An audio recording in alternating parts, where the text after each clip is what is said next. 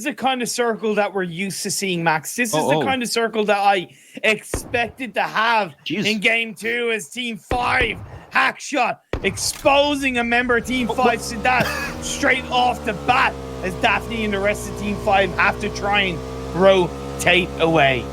Like, it was just like swimming around there, but of course now we're going to be having these teams slowly getting down. I mean, even seen some members of Dream Eaters just dropping in the open. A little bit unfortunate. We know these teams, these players are like, okay, we had like an hour break there. We want to dive straight into it. We want some action. Let's go. ER Killer's just running over people. A lot of stuff happening apparently already early on. Not too sure. We're going to try and follow up on that. Yeah, there's also a little bit of action happening around. But I think these teams have, within reason, been rattled by the delay, and maybe there's. It's kind of like we're back into Game 1, if that makes sense. Where this is day 1.5. Yeah, it's kind of day 1.5 from that point of view, and these teams need to kind of find their feet for this third game of the day. As Team 5, they'll find their feet when they get thrown off the bike. Yeah, definitely. A few teams having a few issues early on. We already lost like 2 players, mostly because of car rotations or like early hot drops. So I hope to see where this will be coming on through. We know Team 5, a team that's extremely aggressive later on, like when they're forced into fights at least. Losing that one member later on down the line, that will be something that could hurt you heavily. So hoping they're going to be like trying to aim for like a more passive position, which they do usually do, but they definitely need it this time. Obviously, with the circle being a little bit more common to what we've seen in the past, Heroes X have a nice, strong position right now in the center circle. They are spread out a bit, and that's okay for now. But as we get through this blue zone closing in on phase 1, teams will start to rotate towards the center circle. I'd like for them to either be in a 2-2 split or all together in one compound. That's something they will have to monitor and be aware of coming into the next couple of minutes. Especially if it does shift towards Gatka, there's not too many compounds to hold on to. Like, the compounds are going to get cut down like by half, like really quickly. So being able to hold over compounds, like with 2-2 splits, being able to have a good choice and multiple ways to rotate later on down the line is great, as long as you got cars to pull off those kind of rotations. So one team that's kind of setting that up right now is Heroes X, even though they're going for a 1-1-1-1 split, holding 4 compounds so far. I think the idea is good, but a 2-2 split would be a lot more safer. It definitely would be a lot safer. And when you look at the compounds that would be prominent and what we call hot property, it would be definitely the compounds just down the south of Everest. There's 2 or 3 there that are really good to hold on to in the early parts of the game, and even late parts of the game, considering the circle is in that direction. You also have a compound that's just to the west of the fields outside school and Roshawk area. That's a really nice place to hold on to as well. And as we see, we talked about Red Reserve going over to Severny. Of course, they're going to be having that location now under control. Hoping they're not going to rotate as late as they did on the first game. It did work out for them because the circle, we said it for the 2 first games, right? Imperium, north, multiple times in a row on the late game stages. They got lucky because of that, but it would have been a completely different ball game for them if it went central, if it went west, if it went down south. So I'm hoping they're going to be a lot more reactive, also because they got to cross the river. And there might be teams setting up there. Here's the thing, in my opinion, I would love to see some teams, and this team specifically, have more than one drop spot. I'm all for having that one core area, but you got to make it easier for yourself in a rotation. Right now, that's not easy for them to rotate into the circle. It's a little bit similar to how it was for Miramar, and it didn't work out on that map.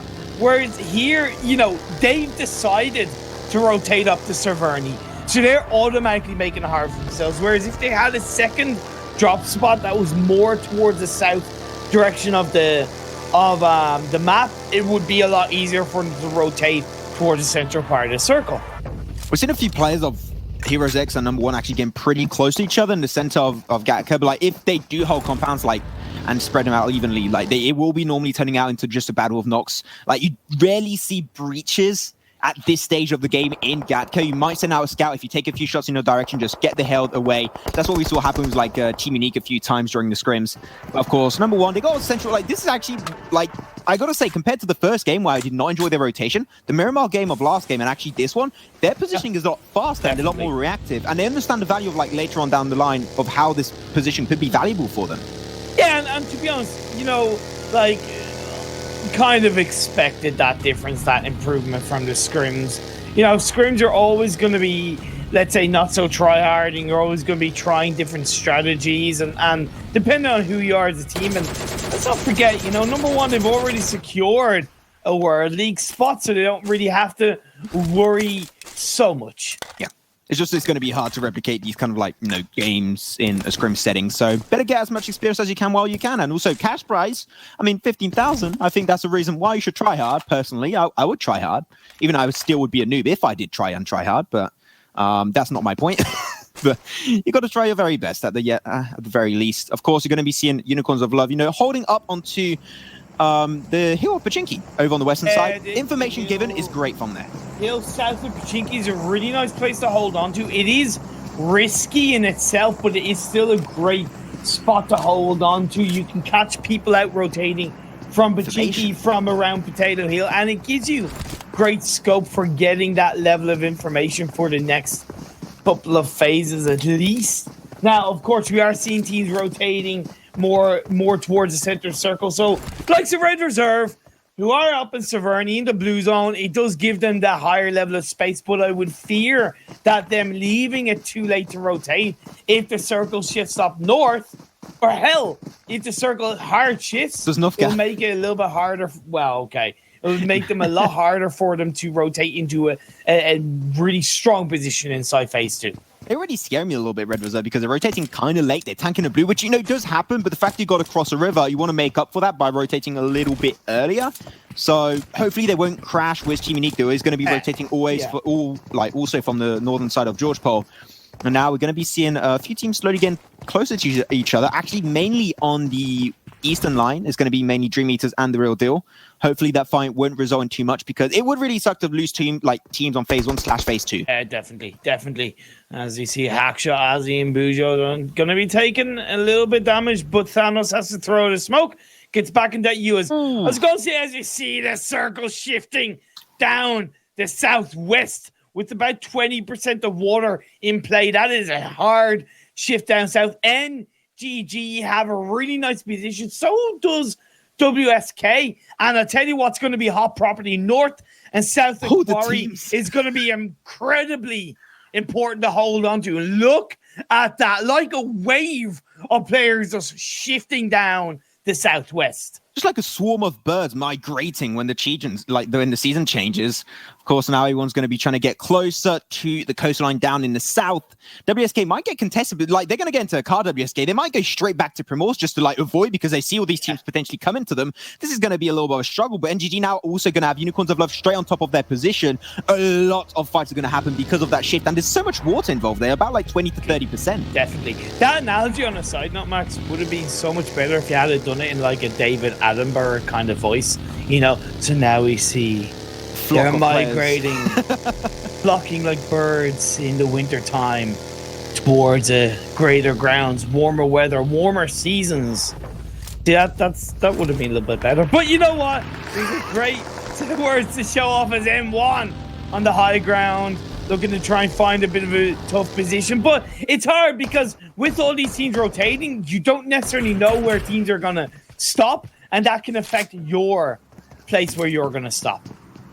Most teams are getting pretty damn close to each other, especially on the forest plateau, mainly forest, that's how we call it over here, where NGG are currently located. It's pretty nice to defend, and you have really good scope on the area around you, but if you get breached, it is pretty hard to hold on to if a team actually gets to the area. There's now Kanina Power holding the crossroad section compound on the gas station. I don't like that. I don't like the gas station area at this place because it's low ground. You can actually get kind of hit from multiple angles. I would definitely recommend them to disengage away from there. They do have a 2-2 split or a 3-1 split, which isn't bad, but I would recommend don't hold on to gas station. It's not a good location in my opinion. The only area you really want to hold on to this is if you've got teams rotating over from Sosnovka Island, which is not the case here because it has shifted away pretty heavily.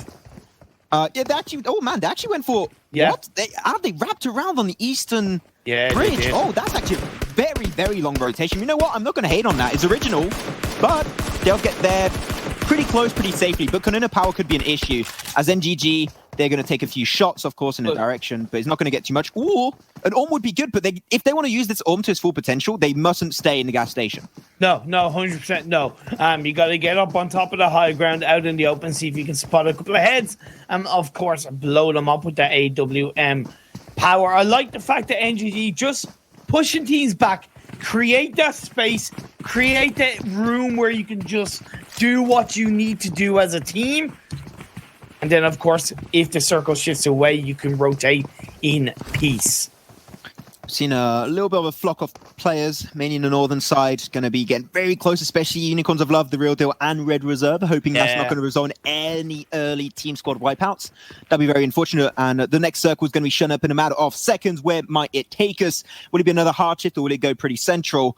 And I see on my map right now, it is going to be a pretty central position of this one. A little bit mainly over to the eastern line, but now the amount of compounds got cut easily by half, even by like a third. Plus, you still got about 25% water on that. I'd say even a little bit more, 30%. Now, the teams up north, like direct north, M1, Red Reserve, Unicorns Love, it's not too bad for them. It's really not. It's the hardest for the teams on the west. The teams that located around Quarry, north and south of Quarry, to the west, like those Skilla Heroes X, it's definitely going to be a lot harder for them to hold on to their positions and actually keep away that pressure.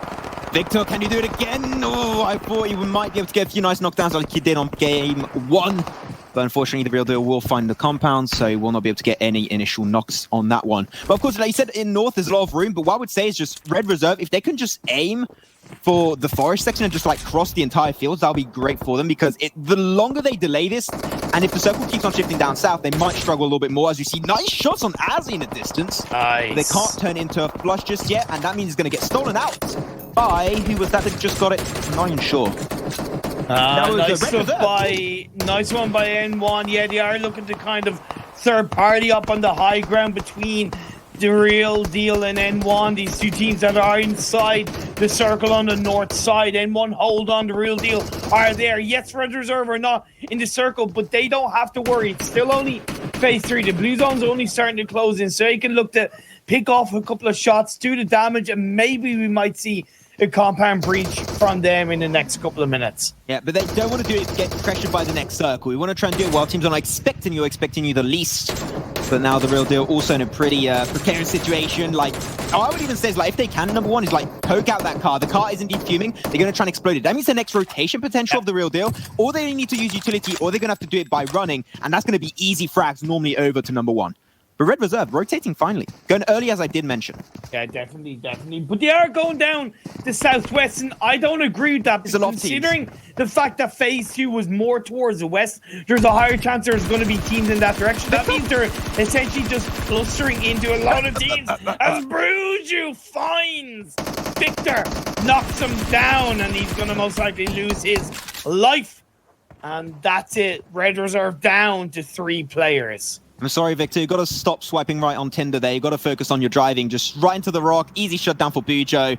And that will be their next... Well, actually, the very first few frags they got in this game. So The Real Deal, off to a good start. Hoping to have a good circle in their favor as we pan on over to another engagement. And that's going to be actually Nomad. Down to only Aldic and Lunatic. And they're going to have to just roll on down. And you mentioned all these teams over on the west, they're going to struggle, which is going to be the case of Nomad. Now we are going to see where phase 4 is going to head towards us. Are we going to see another shift down to the west? No. It is the west, but it's the north east are messed up. West. So, oh my God. Heroes X, Go Skilla Footballs. Hell, I've caster cursed myself once again. Red Reserve rotating in the right direction in the circle on the northwest. God damn it. I've been proven wrong. Just so much caster curse Imperium. Like at the end, the players are going to be like, no, we don't want Imperium to cast anymore, please. We're done. Take him out. Like, just everything I say, think of the opposite and it'll happen, Oh my God. My Lord. Circle, shift up north, it goes down south. Okay, yeah, thank you very much. But of course, now we're going to be checking out. Okay, still have so many squads up. Team Unique, with Nomad Gaming and Unicorns of Love still up to 2 players. Might be a little bit harder for them to make their room into these next games. At phase 4, 7, 16 players, this is what we really expected. Sees Thanos. Of course, so we said it like, this is not a great position. It was actually held over by another team earlier. That was actually, who was it? It was, It was a team of Konina Power, but Konina Power rotated down on the coastline towards Ferry Pier. Now that's outside the circle, so they're going to have to look to shift down the coastline towards WSK, who are in the circle. Now, NGG, they're going to go for the very rotation. No need to hold on to that position in Forest anymore, so you want to make your way a little bit more central if you can.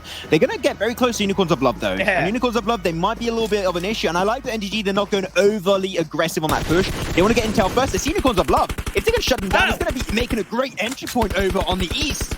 But unfortunately, they have that rock. Unicorns of Love will be able to hold that position a little while longer. I don't think they were even looking in the direction of NGG. It was just looking that they happened to be just in the area of protection as Konina Power are going up against 1-2-1-8. Konina Power rotated right down towards the west coastal line, but they're going to be put under a lot of pressure, losing one or two members right off the bat. But Gonzo comes in along with Tixie. Tixie trying to do everything he can, but Tixie goes down along with the whole of Konina Power. Disgusting. 1-2-1-8, those nades and everything. The deep push was absolutely flawless, and they're going to remain as a full squad, taking down 4 points along the way. Gotta say, really happy on that one, as now we pan on over back over to the north. The real deal, Red Reserve and even Goskilla going to kind of share this area, so hopefully it won't go too bad. But Team Unique, we knew that they had only 2 members, and they are out in 15th position. Really struggle here. They really are, although they have secured a spot, but still they are kind of struggling in the first 3 games as Goskilla well inside the circle on the west-hand side, looking for the members of Nomad Gaming. Nomad Gaming, they're down to 2. They're currently 3rd overall in the standing, so they want another good result in their back pockets. Of course, NGG, they were trying to make their way through Unicorns of Love. Why take them down if you can just go around them? So there you go, avoiding that engagement as much as they possibly can. They've still got 4 members, which is going to be very, very useful for them. And now they're on the edge. They can buy some time and potentially even deny the rotation of Dream Eaters, making it still a rotation and a shift on the east. Yeah, really good stuff coming out from NGG, as you said, rotating around, but it is still going to be incredibly hard. Things are going to be happening. Also, just to keep you guys updated, after this game, we'll be having a very short break as we had already a nice delay. So we'll be diving straight into the action. We're going to keep things popping off really quickly and keep some really good pacing. But of course, Dream Eaters, we knew they were going to struggle. They really lost Meku. They might be losing another one now, and that will be the case of Advocate dying out to the blue zone. Now White and Thanos, they're going to be the 2 remaining members of their team, fighting up against an entire squad of NGG. And the circle shift again. My God, the circle has actually centered up quite nicely in the hands of Goskilla and Heroes X. Although saying that 1-2-1-8, who took down Konina Power, they only have to go across the road and slightly up the hill, and they are inside the circle. It's not the easiest, but it's still not the worst, especially considering they took out Konina Power. The one thing I do like is Nomad Gaming. They're down to 2 members, and you said that earlier that they were going to struggle because they were on the west and there was not a lot of room, but now they delayed that rotation as much as possible, and you know what? The circle is actually pretty lucky enough good for them. Now they're just buying time, avoiding detection, and trying to aim for extra positioning points. There's going to be seeing Thanos doing some work despite being a little bit outnumbered for Dream Eaters. But NGG, no reason to overstay your welcome. Going to aim a little bit more centrally and trying to hold it up. They've got to try and put these cards in a good formation because you got no way to defend yourself almost there. Oh, go harder, go home, and just gets knocked down to the play zone. And we're going to see Heroes X and NGG come into play. As Thanos gets snapped by UDR killers, and that is going to be the end of Dream Eaters. And there you go. Unfortunately, also Team 5 really having a hard time on this one with 2 first aid kits. Can he make it out alive? I mean, he's running away from in the blue zone, and also he's about to shift over to phase 6. So I think that might be the end. But PR's there trying to early on breach the engagement and the compound of Heroes X and NGG. He's going to get absolutely battered. Plus, there's 2 teams already there, Max. NGG made a really strong rotation onto the north side. They have kept themselves going. Really good stuff for them all the while. On the northwest side, you have Goskilla and Footballers coming into play. Red Reserve get eliminated in 10th place. Another bad game for them in the overall standing. That's going to really affect them. Yeah, at least they were able to get a few kills in that game at least, so not a complete effort still, not going to keep them... They're not going to be in first position after this. I'm pretty damn sure that's going to be the end of their number 1 position reign. But now some nades coming on through. Great nade on Aegon! Oh my god, that was greatly done by Roge. But now, will they turn that into a full-on engagement? You want you on the edge of the circle. If you can take over this area, that'll be a huge W for Bliss, and they're also going to get closer. They've got the push. They've got to use that flanking potential around the warehouse to ambush Ghost Skilla while they have the chance. But they've allowed Argon to heal up, and now he's got the med kit pulled out. It's a 4-man Ghost Skilla and gets the 4-man footballers inside the warehouse. Looks goes as he tries to find the bodies of Ghost Skilla. Of course, defending these warehouses are not super easy because you're so predictable on how you're going to peek, and there you go. That's going to allow footballers to get in as they get backstabbed by another squad. And this is going to be a little bit hard upon these squads. Of course, now going to get even a shutdown on Albi. He's so damn low, but not able to convert to even Lutz. Oh boy, that was close. Now Savage X still going to try and get some nice sprays. Unfortunately, not going to be connect anything extra. This is time for them to heal up for another nade. Will we come now of the Real Deal? And that's going to put Goskill in a little bit of a precarious situation as they have to leave the scene. And the Real Deal coming in was a huge backstab, and they get an extra knockdown. The Real Deal, they are claiming dividends up to 3 kills so far. Daddy comes into play as they try the third party. Good engagement from the Real Deal. I don't think Ghost Skiller out. Are Ghost Skiller actually out? I'm not too sure. No, Savage X is still in play. But the members of footballers are now inside the warehouse. The blue zone is starting to close in. None of these teams are inside the circle. And boom, that is the end of Ghost Skiller. Boom goes the Dynamite, and boom goes the team down to now top 5. Losing absolutely almost everyone in this engagement. But Blitz trying their best to fight versus the Real Deal. But the Real Deal, they have the wall. They are controlling this area. But can they make it work out? Oh, that was such a close call for Orm. But he gets the knock. And that's going to leave Hackshot alone for his life and to fight it on. He has some smoke still. He can try and work around this a little bit. And now he's gone over to the other wall down south. And he can kind of control how Footballers are going to have to rotate out of this one. So they are pushing at the same area. Can he connect the spray? No, he can't just yet. With only 13 bullets. Will that be enough to get the team squad wipeout upon Footballers? No, he has to reload. And the lack of bullets will be the reason why Footballers takes this fight. Yeah, now they're running out of time. They got to try and loot up and get in as we are down to 4 teams. So many teams eliminated in a matter of minutes. 1, 2, 1, 8. Heroes X, Nomad Gaming, and Footballers are left standing in this game. And Nomad Gaming, they're on their own on the west side. Yep, Nomad Gaming, they're going to control this. Just went for all the teams to just slowly make their way towards them so they can just pick up the kills one by one. But oh my god, actually, oof, I thought so, but apparently that's a big fat no. Now there's going to be 2 teams remaining. Heroes X fighting versus 1, 2, 1, 8. Now Heroes X, unfortunately, Morteza will be a little bit hard to get the res on, but they don't really need it. They are taking a 3v3 potentially versus 1, 2, 1, 8. Yeah, 1, 2, 1, they have that little dip that they can look to Pikachu, however, they are compromised by a couple of grenades being thrown in that direction. That's what Heroes X are looking to do now, of course. Face Devon. That could go completely down the southwest side and push both of these teams outside the circle. We will find out as it centers up. The team that is closer to the circle, that's 1, 2, 1, 8. But still, both these teams are by no means in a safe spot. This dip does continue actually towards the circle, so still 1, 2, 1, 8 basically still have the better position. They just got to try and rotate there, have a nice front line so they can actually deny protection away from those trees. And really, Heroes X, the only way they can push this one through, I would say, is like by using their smokes and slowly making it closer to the position of 1, 2, 1, 8. But of course, that's going to be extremely hard to be pulling off because one pixel out of place, and you know that they're going to get absolutely shredded to pieces by 1, 2, 1, 8. Crucifies Heroes X, okay, they've got into UAS. They're sending 1 or 2 forward toward the edge of the circle with, not the UAS, with the vehicle. That's really good play response from Heroes X. Send 1 vehicle in it, plus gives him an angle onto the members of 1, 2, 1, 8. I like that proactive play from Heroes X. I think 1, 2, 1, 8 have been a little bit shy considering they have a couple of vehicles that they can play around with, but now they're starting to move. Yeah, I do like the 1, 2, 1, 8 is going to be sending a vehicle in. It's going to be giving them extra coverage. Pop the wheels, I would say, right now, pop the wheels just to make 100% sure they won't get shot underneath. But now it's all turning into a battle of snakes as both teams are slowly going to get closer and closer. And we might have to just calm down a little bit. Oh, M249.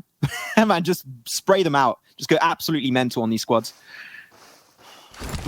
Yeah, now as we get down, Heroes X did manage to get that 4th revive. Oh. So it's 4 against 3 right now as Heroes X going for tees. 2 teams are in the center of the circle. 1, 2, 1, 8 do have a couple more rocks to play against, but Heroes X do have that nice juicy crate that they can use as cover along with The cars, the shots are going to start popping off. People are going to get spotted. A Molotov being thrown out by Bandita. Will it connect? Definitely a bit of utility, but because you don't have the information on where they're currently located, you're not going to be able to return that to any knockdowns as of yet. But if you do get knocked down, like, the chances are that this fight is going to be ending up. But now Heroes X were able to get the res up on Morteza earlier. They do have the man advantage. So now 1-2-1-8, what we want to try and do is just spread it a little bit thinly and get multiple angles to try and surprise them. But Bandita, that was such a close call. Oh my god. My god, he survives by the skin of his teeth as the circle does shift up north. It is actually 1-2-1-8 who are just inside the circle, but I tell you what, Heroes X are not far off. But like you said, Maxon, 1 pixel out of place when you're moving in, that makes it incredibly difficult because you are going to get spotted out as the bags are being removed. Just the standard clips because they know they've got to try and cover, hide, and get in. There's only really Talika of 1-2-1-8 controlling the area. So what I would say right now is just everyone's going to try and make their way slowly over. But because of how this game is currently working out, like, we have no idea who's going to take this one. It's really the first team to get the engage, get the first initial knockdown. Then they're going to try and go absolutely ham on the remaining players.